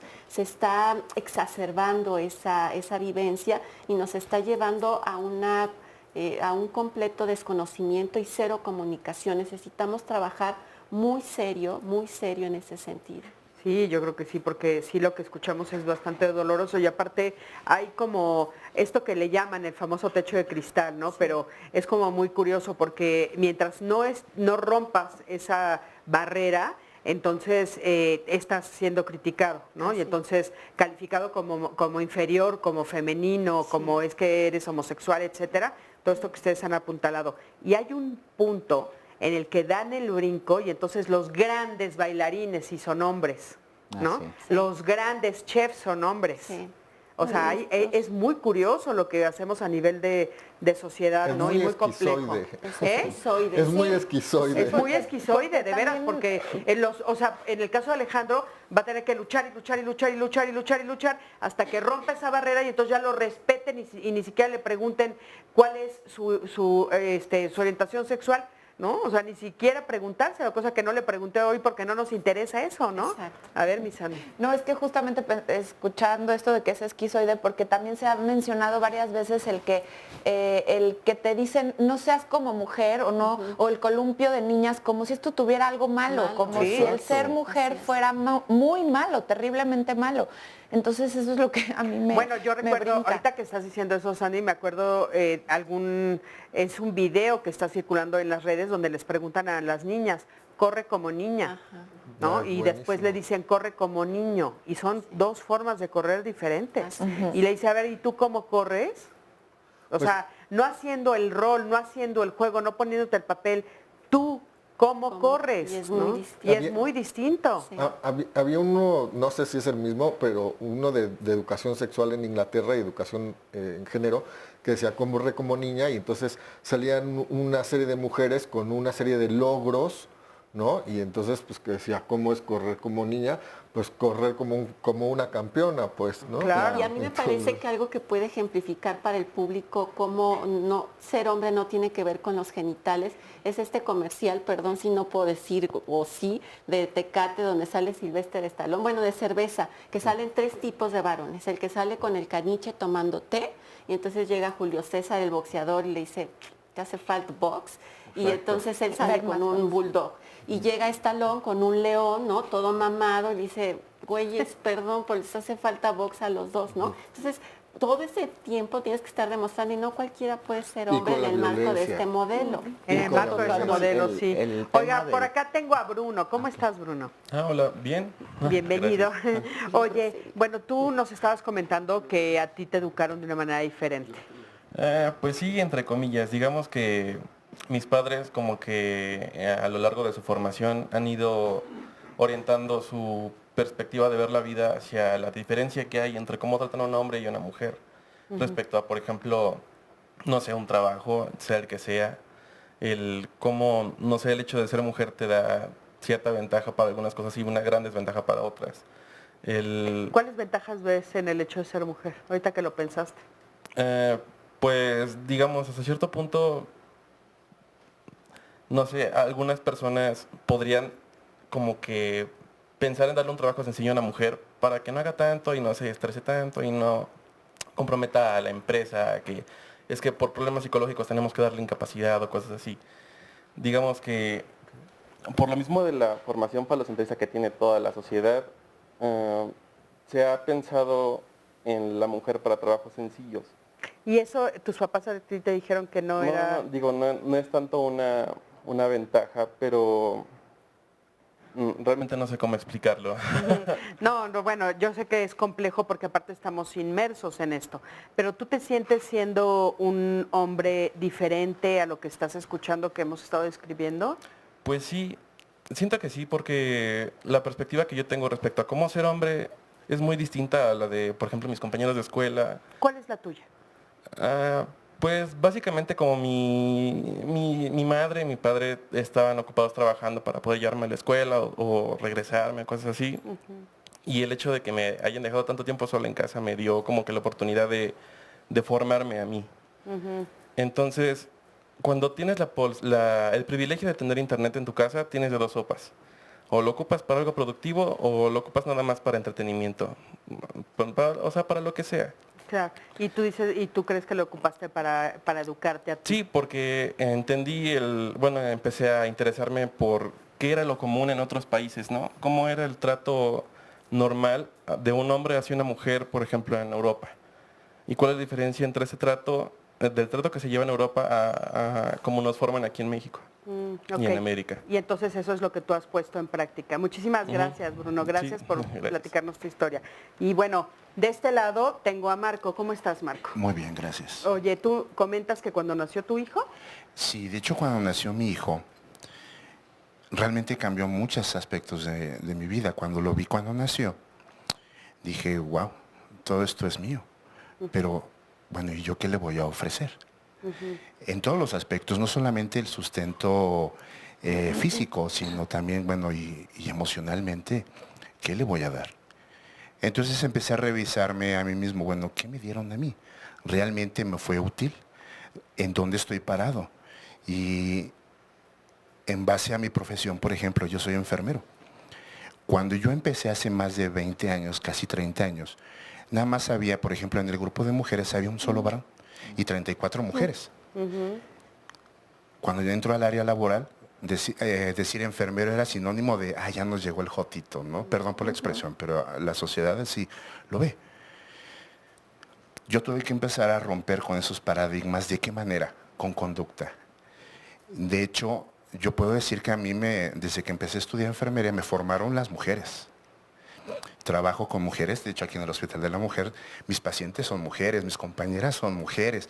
Vivo con una mujer maravillosa. he tenido que romper paradigmas. Entonces, como ellos decían al principio, vivimos una sociedad que se le ha construido a hombres y a mujeres cómo se deben de comportar. Aquí hay una ventaja, lo que se construye se puede destruir y volver a construir. Claro, por supuesto. Oye, Bruno, Marco, a mí me gustaría preguntarte cómo eliges la profesión de ser enfermero cuando tú estás diciendo que en ese momento eran puras mujeres. Sí. ¿Por qué la eliges? Por circunstancias. Seamos honestos, yo estaba estudiando construcción, pero por matemáticas fuera de la escuela. Entro, voy caminando por esta calle de Carpio y veo Escuela de Enfermería y Obstetricia. Lo vi como una opción de decir, bueno, vámonos por este camino. Entramos a la escuela y realmente me gustó la profesión como tal, porque decías que hay que estar con el paciente la mayor parte del tiempo y eso me agrada.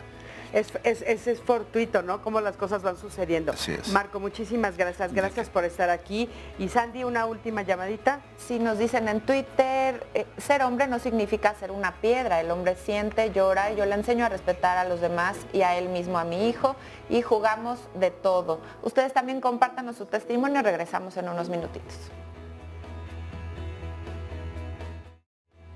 Gracias por continuar en Diálogos en Confianza. Vamos a ver en este segmento, en este momento, como lo hacemos todos los martes, las imágenes de personas que han desaparecido. Por favor, si usted reconoce alguna de ellas, si tiene información que pueda aportar, comuníquese a los teléfonos que aparecen en pantalla.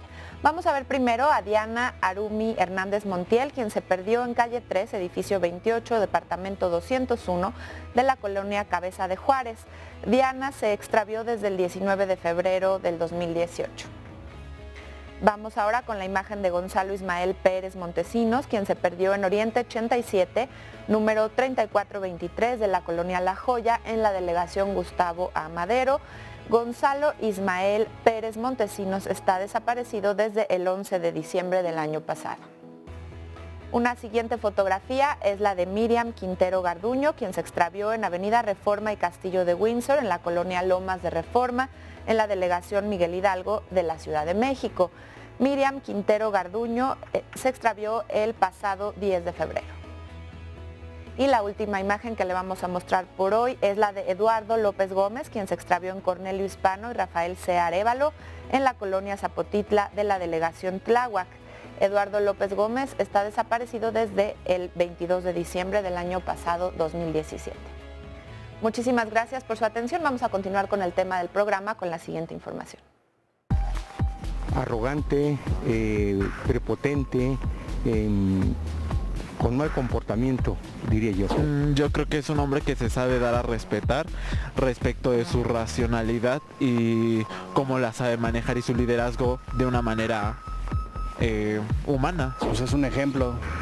El mejor poder es el mejor ejemplo. Cuando tiene poder quiere decir que para ayudar a la casa, a los vecinos o a alguien así que están rodeados uno de sus parientes. Yo creo que puede ser ya sea una persona que tiene influencia, que tiene, no sé, gente trabajando a su cargo, pero igual no tendría como que también el poder como de hacerlos menos, ¿no? No sé, si lo vemos del punto de, digamos, como que presidente, ya no, pues él tiene poder, ¿no? Yo creo que el que sabe expresarse y manejar cualquier tipo de situación sin llegar a la arrogancia ni a la sumisión. Bueno, importante, ¿no? Los de esos. ¿Quieres hacer algún comentario, Tania? Sí, que me quedo pensando que una discusión que tendría que ser muy importante es de qué poder estamos hablando. Exacto. Por una parte pienso que en toda esta cuestión de las relaciones de género hay asimetrías de poder, pero que no son cosas, no son características de personalidad, sino tiene que ver precisamente con lo que nos compartía de que enfermería sea algo pensado como de mujeres y por lo tanto que un hombre entre pues no se ve tan bien. Es decir, es algo mucho más complejo y creo que aquí algunas personas hablan del poder más como pues el poder para levantarme, para decidir, para hacer, pero estamos hablando de que este modelo de masculinidad que comentábamos tiene un poder opresivo, un poder que domina, sí, un poder, pero que además no siempre se tiene consciente cómo, ¿no? Uh-huh. Y además creía que habría que explorar esa confusión cultural entre el poder y la violencia, uh-huh, ¿no? Entonces, digamos, desde algunos teóricos el asunto del poder tiene que ver con lo que yo puedo resolver, ¿no? Y eso es circunstancial. porque yo puedo resolver los temas que aquí o cualquiera de los especialistas que está aquí, los temas para los que somos invitados, y yo pongo un caso de la vida real. Yo no tengo ni idea de cómo funciona un motor a gasolina.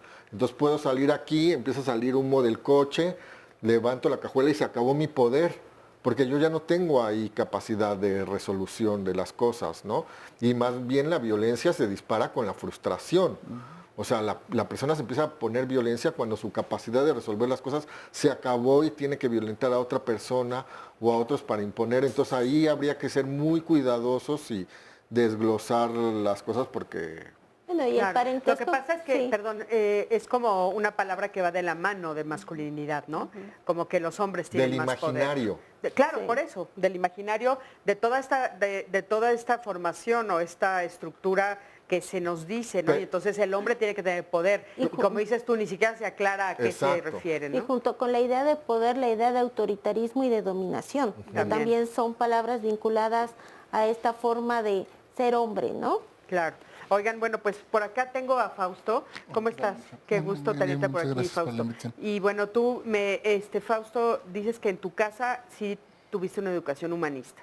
Sí, claro. Afortunadamente, digo, igual no sabría decirles si estuvieran estudiados mis papás o no en eso, pero siempre se nos trató de enseñar que a nuestro entorno hay que verlo como personas, a la gente, sin distinción de género o algo así. Y dices que cuando saliste a la sociedad, digamos, en el momento en el que pues te incorporas a la escuela, ya eres adolescente, empiezas a salir, ¿tú sentiste ahí un cambio y una presión diferente que te orientaba hacia dónde? Claro, sobre todo la violencia. Ahorita ya lo comentaban los especialistas, ¿no? La educación no nada más se da en la casa, ¿no? También tiene que ver cómo te enfrentas al entorno social, ¿no?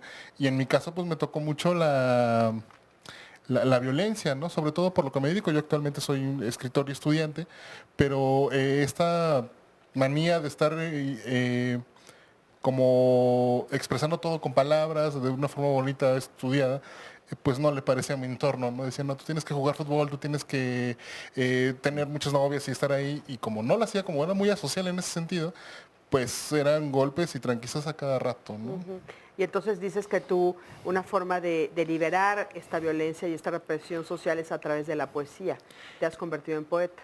Sí, primero tuve que aprender a defenderme a golpes, ¿no? Porque no me quedó otra más que acceder a lo que la sociedad estaba pidiendo de mí en ese momento, ¿no?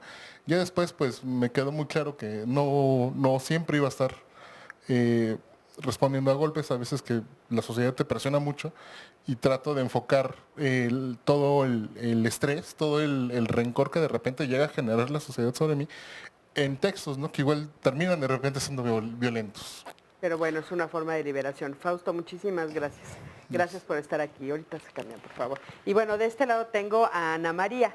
¿Cómo estás, Ana María? Bien, muchas gracias. Oye, bueno, hablando de este tema, tú nos comentabas que tú viviste con muchos hermanos varones. Sí, así es. Mi familia es de 5 hijos. 4 de ellos son varones y yo soy la menor de esta familia. Y pues de alguna manera me fue bien de esta educación tan dispar, ¿no? Porque lo que hacían mis padres era, bueno, si ellos ya son hombres, ya pueden, ¿no? Desde este poder de resolución y demás.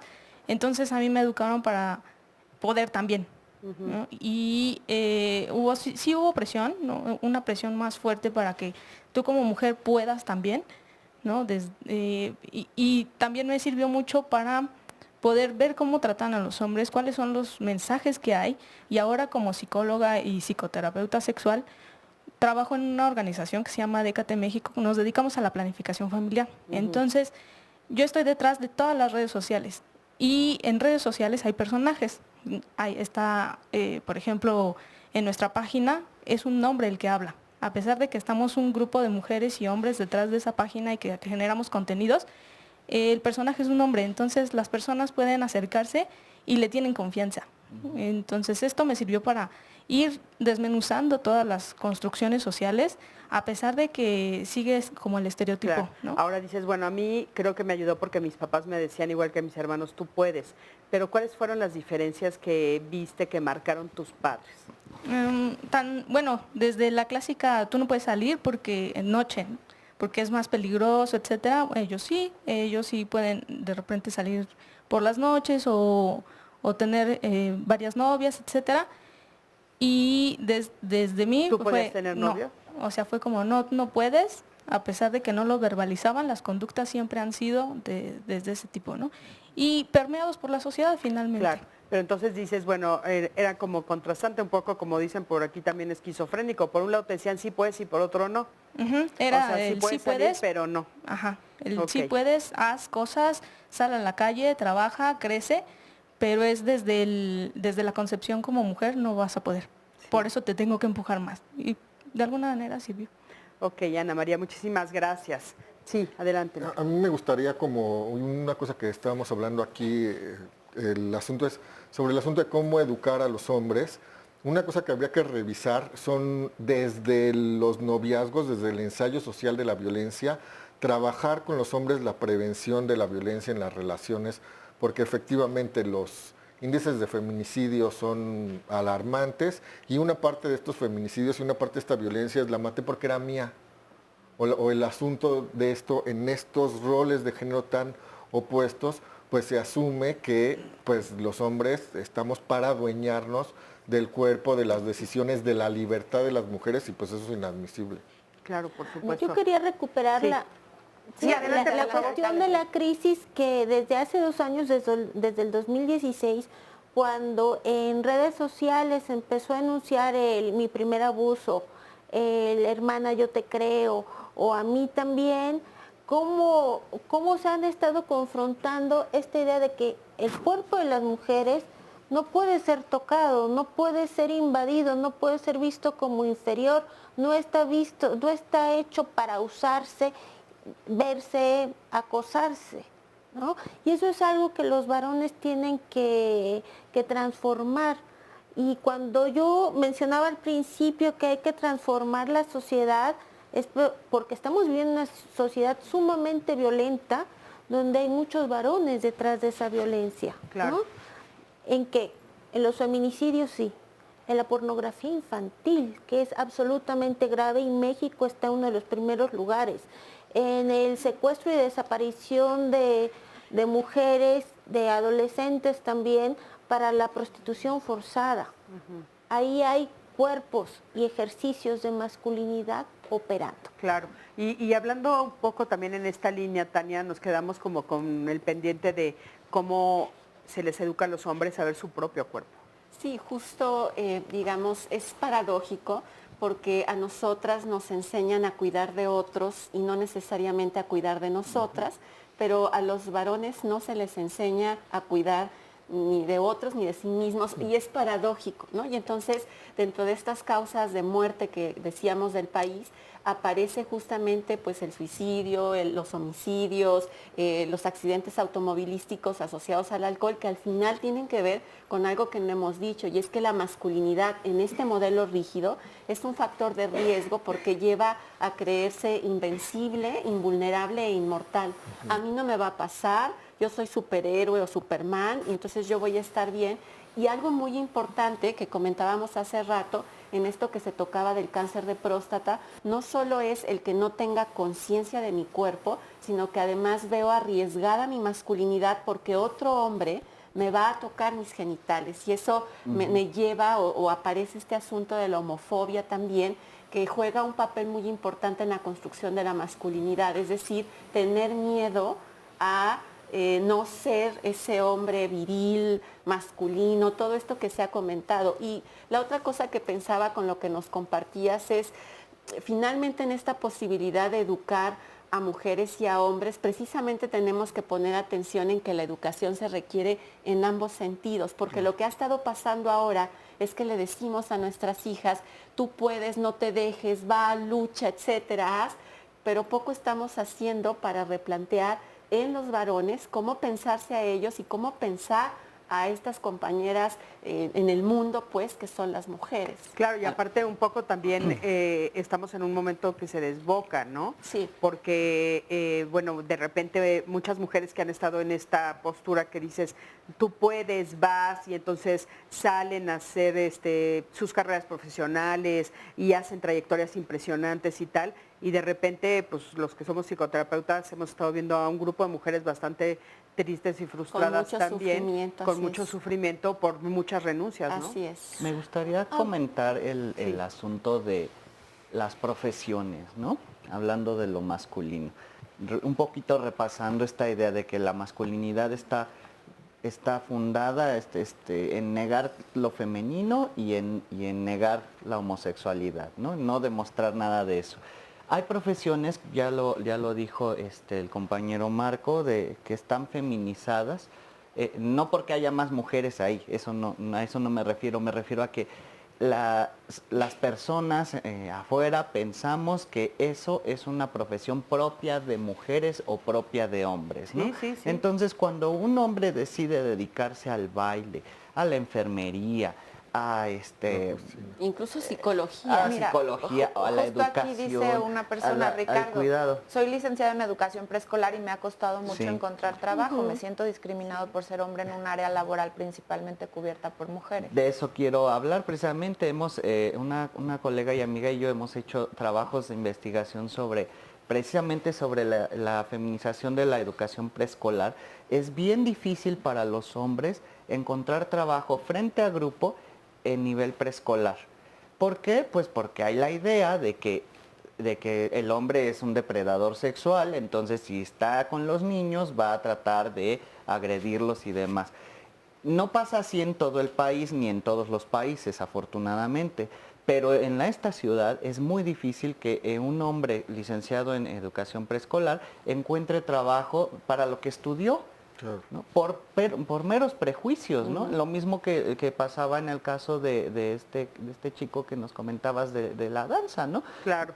Y aquí tenemos otro caso también de Misael, que te gusta la gastronomía. Hola, ¿qué tal? Sí, bien, muchas gracias. Yo descubro que me gusta la gastronomía como a los 12, 13 años. Bueno, para entonces pues estamos como en un momento de decidir después de la secundaria como qué estudiar, ¿no? Claro. Y qué camino como elegir y estas cosas. Y bueno, y justo como platicando con los compañeros o con los amigos, con este círculo, nos platicábamos qué nos gustaba hacer o como a qué nos queríamos dedicar. Y yo decía que me gustaba la cocina. Y justo, ¿no? Encuentras como esta agresión de parte de ellos, como si te gusta la cocina o lo ven como una actividad de mujeres, pues te vas a convertir a lo mejor como en una mujer o... Claro, que finalmente es lo que estábamos diciendo, te vas a convertir en una mujer y aparte es negativo, o sea, porque ser mujer es negativo. Sí, no es así de, qué padre, te va a tocar convertirte en mujer.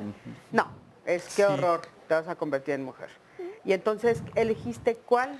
Pues mi familia, yo platiqué esto también con mi familia y pues mi familia me apoyó, ¿no? Ella es también como muy abierta, entonces pues justo me dijo que pues no, para nada me iba a convertir como en mujer, si estudiaba como esta licenciatura. No estudio gastronomía, me gusta mucho, fui también como a muchos diplomados y así. ¿Qué estudias? Ahorita actualmente estudio relaciones comerciales en la ESCA, aquí en el Poli, y también como dentro de este círculo de amigos y este entorno social, pues lo que comentaban ahorita de esa violencia, ¿no? Ejercida tal vez de los hombres hacia las mujeres en el noviazgo, pues hay muchísima, ¿no? Claro. O se ve muchísimo ahí compartiendo con los Vamos a ir compañeros. Sí, en un momentito regresamos. Quédate con nosotros, muchísimas gracias. Sandy, adelante. Mira, justo nos dice un testimonio, en mi relación anterior solían decirme en términos generales que era delicado y hoy con mi nueva relación sigo recibiendo calificativos similares, los cuales me enfurecen porque me han llegado a decir, quiero sentir que estoy con un hombre. ¿Ustedes qué opinan al respecto? Regresamos.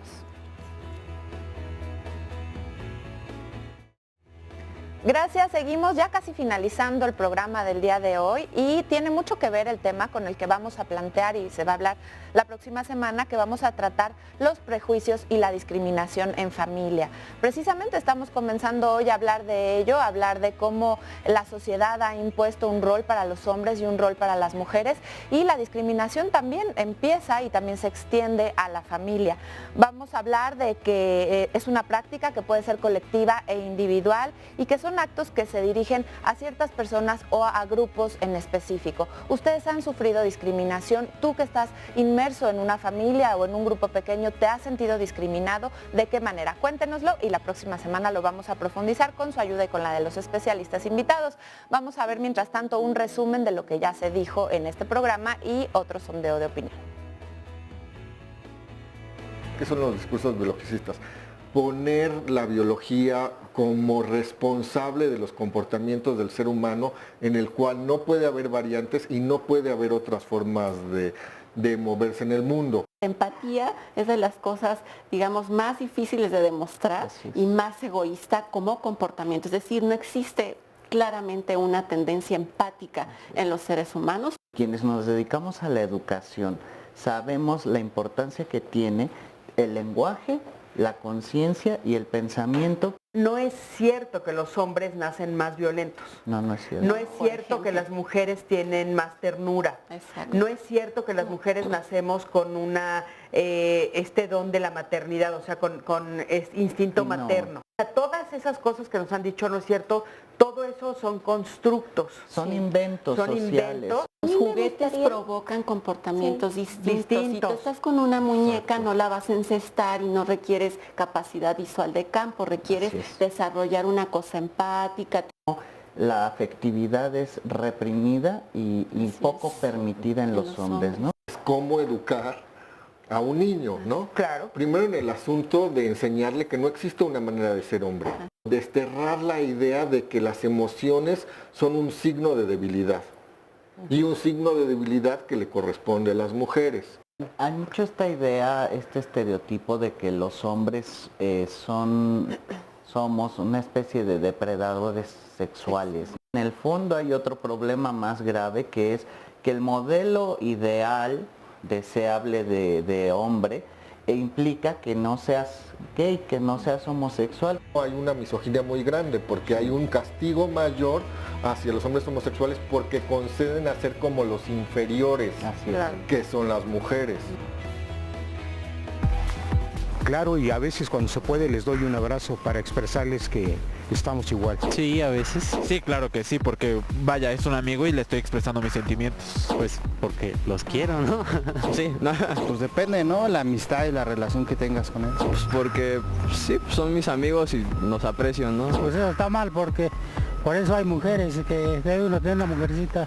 Pero ahora sí que hay de varios gustos, de todos. Tengo varios amigos pues con los que he pasado momentos difíciles, momentos buenos, y en algún momento pues se les agradece y también se les dice que uno los quiere. Pues bueno, como ya saben, hay diferentes puntos de vista y opiniones, por supuesto. Muchísimas gracias a todos los que nos respondieron. Y por aquí tengo a Obdulia. ¿Cómo estás, Obdulia? Hola, bien. Bienvenida, qué gusto tenerte por aquí. Oye, tú vienes, platícanos de dónde. Vengo de UAM Radio, la estación de la Universidad Autónoma Metropolitana, y justo vengo a compartirles uno de los proyectos que estamos haciendo, una coproducción con una colectiva de artes en resistencia, que va enfocado, bueno, el programa se llama Ni Príncipes ni Princesas, que es un programa para niños y niñas, y el objetivo es hacer difusión de otro tipo de narrativas para los niños y las niñas que normalmente no encontramos en los medios de comunicación, y creo que conjuntar con la literatura nos parece muy bueno porque es una herramienta lúdica de imaginación en la que podemos cuestionar, poner en duda, etcétera, este tipo de mandamientos sociales hablando desde el género. ¿Cuáles son algunas de las propuestas que ustedes van a plantear? Por ejemplo, uno de los cuentos que abordamos, hablando particularmente de masculinidades, es de Oliver es una nena, es una traducción. Y prácticamente lo que hacemos en el programa es leer el cuento, escuchar también la voz de los niños y las niñas con respecto a los temas. Tenemos un personaje que se llama Buba, que el propio Buba ya también está rompiendo con ciertos cánones de estereotipos.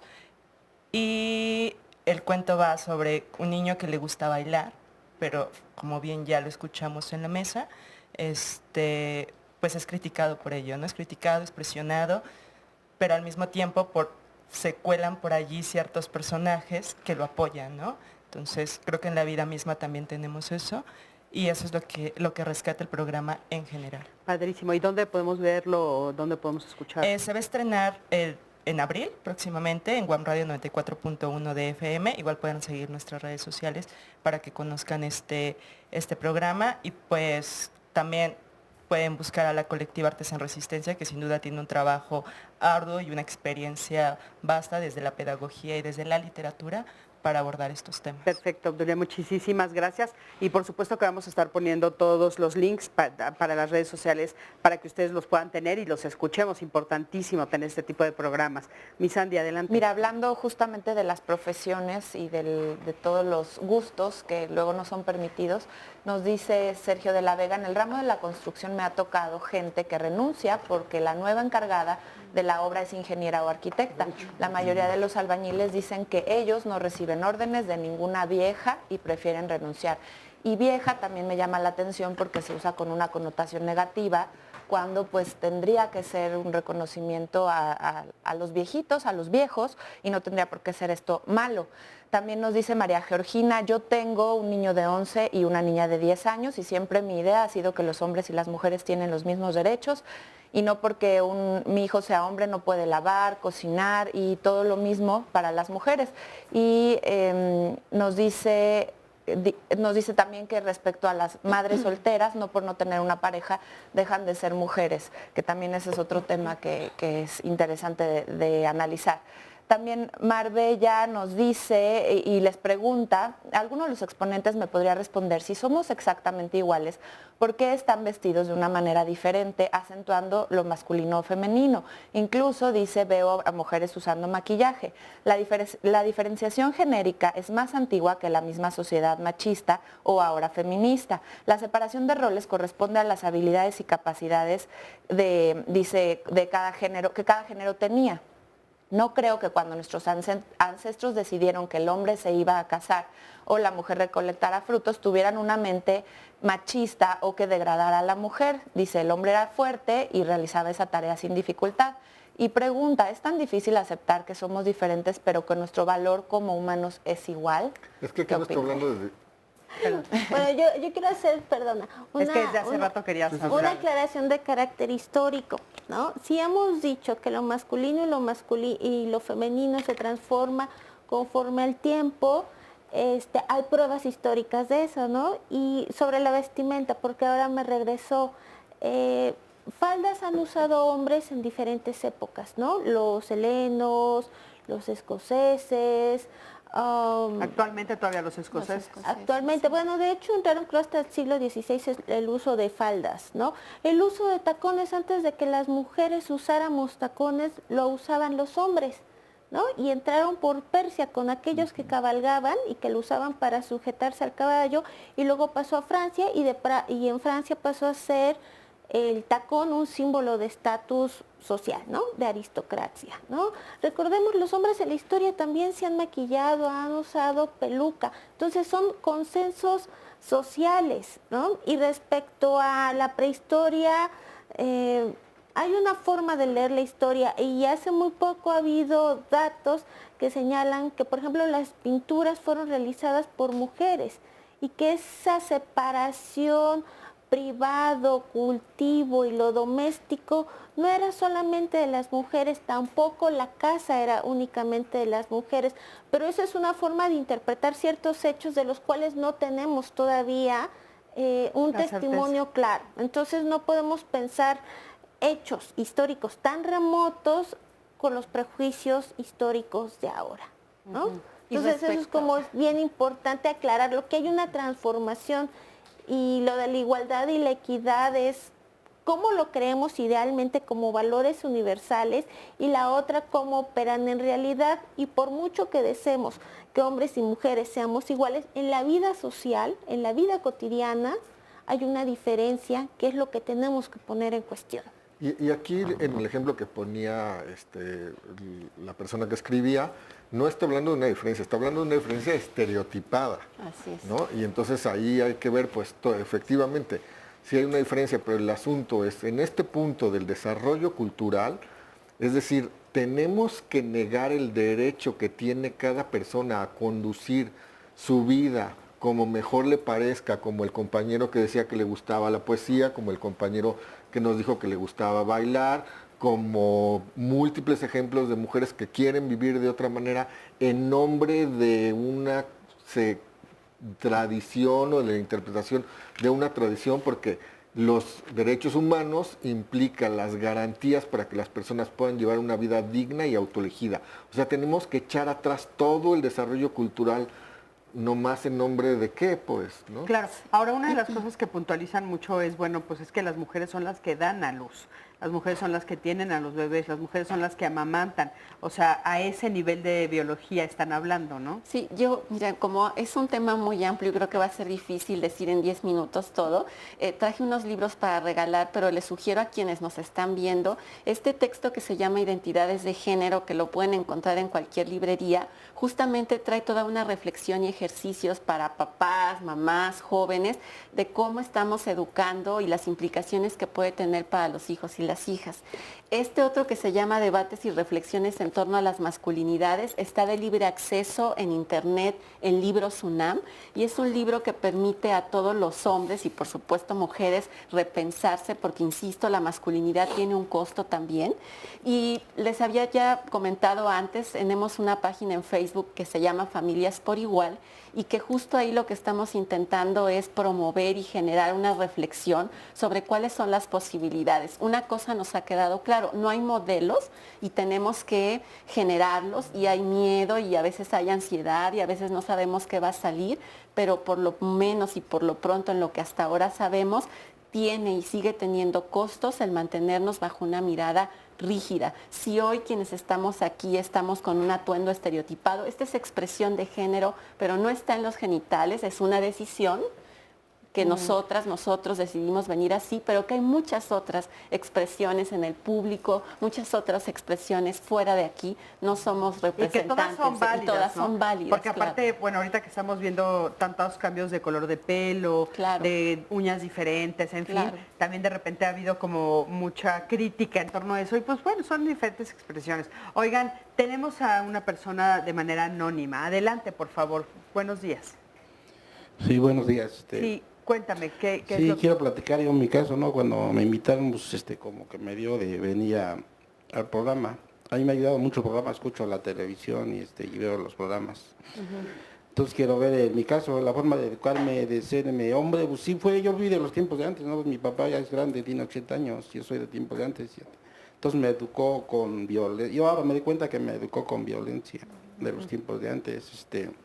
¿Él te golpeaba? Sí, nos golpeaba y nos condicionaba. Si no haces esto, si no vas a hacer esto, o no te doy para la escuela, o no voy allá, o no te firmo tus boletas, o así fue toda la vida, ¿no? Pero así nos educó de niño fue así. Yo me acostumbré a esa vida de niño. Ya de adolescente igual, seguí igual. Entonces mi papá le teníamos mucho miedo, de 6 hermanos le teníamos mucho miedo. Así nos educó siempre, y fue su educación que nos dio de darnos esa educación. Nos acostumbramos. Llegaba el momento que mi papá llegaba y nos regañaba y nos gritaba, todos serios, todos hasta con miedo. ¿Cuántos hombres y cuántas mujeres en tu casa? Éramos 2 mujeres y 4 hombres. Okay. ¿Y a todos les gritaba o hacía diferencias? A todos. Los mayores se ponían, les decían de cosas, pero mi papá no los respetaba. Ajá. Hoy tú, ¿cuál es tu historia? ¿Tú te casaste? ¿Tienes pareja? Siempre le tuve miedo a la vida. Por lo mismo, siempre le tuve miedo a la vida porque... Un día mi papá me dice, cuando tengas algo, tengas una mujer, ni cuentes conmigo. Y nosotros somos educados de que todo platicarle a mi papá. Que tengo una pareja a mi papá. Igual las mujeres no te dicen, preséntame a tu mamá, a tu papá. Y yo le tuve miedo a eso. O por orgullo, por lo que sea, nunca quise hacer mi vida por no pedirle ese favor a mi papá. Entonces, como que a esta edad, como que no tengo pareja. Y siempre le tuve ese miedo de decirle, quiero hacer mi vida. Porque a mis hermanos, los mayores, sí se las hizo así. Le dijo, no, dice, yo no tengo por qué ir a hablar, dice, no. ¿Tu papá sigue vivo? Sigue vivo, ese problema que tengo ahorita, que mi papá siempre fue fuerte, siempre fue, ahorita tiene 80 años y precisamente hace 8 días se enfermó y se fue al hospital. Ajá. Y a mí no me da de ir a verlo, de ayudarlo, de quedarme con él. Siento coraje, rencor, no sé. Claro. Y todos mis hermanos se quedan un día, lo cuidan, a mí me cuesta mucho hacer eso. Claro, por supuesto. Muchísimas gracias. ¿Le quieren hacer algún comentario? No, pues Bueno, Pues, justo creo que es súper difícil. Creo que no es la primera vez que escucho un testimonio como este y lamentablemente a veces una motivación de cambio para muchos hombres es justo no ser como sus padres fueron con ellos. Y yo creo que esa es una llamada de atención, sobre todo para las generaciones más jóvenes, pero se dijo hace rato, tú sigues en posibilidad de construirte y tu vida no está terminada. Al contrario, que hoy puedas pensarte, esa es una gran capacidad y una posibilidad para hacer cosas distintas. Muchísimas gracias. A ver, Jorge, adelante. Yo también traje unos ejemplares para compartir de mi libro más reciente y precisamente se toca esto, ¿no? Este tema de cómo se construye el ser hombre, incluso en los jóvenes, en los que tienen ahorita 20 y tantos años, antes de los 30, que padecen esta misma problemática que estás compartiéndonos. Muchas gracias. Y ojalá que muchas personas tengan la oportunidad de leer los materiales que se producen en la academia. Hacemos cosas muy interesantes que es necesario que se compartan, que se conozcan. Y bueno, este libro lo pueden adquirir en la librería de la universidad o nos ponen en contacto y con gusto se los compartimos. Y se va a presentar el jueves en la Feria de Minería, entonces...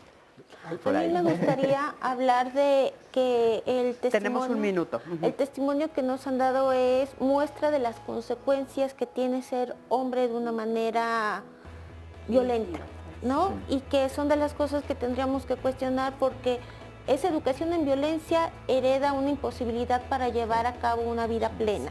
Esa es una de las consecuencias. ¿Por qué habría que cuestionar ese privilegio? Porque queremos tener una vida plena y feliz absolutamente todas y todos. Claro, Sandra, Entonces, con eso nos quedamos. Muchísimas gracias. Es que es el final del programa. Muchísimas gracias a los cuatro. Gracias al público que vino hoy. Gracias a ti que siempre estás del otro lado de la pantalla. Gracias, mi Sandy. Gracias, por supuesto, a las intérpretes de lenguas de señas mexicana. Y gracias a todos ustedes. Yo soy Cristina Jáuregui. Nos vemos aquí la próxima semana en Diálogos en Confianza. Hasta luego.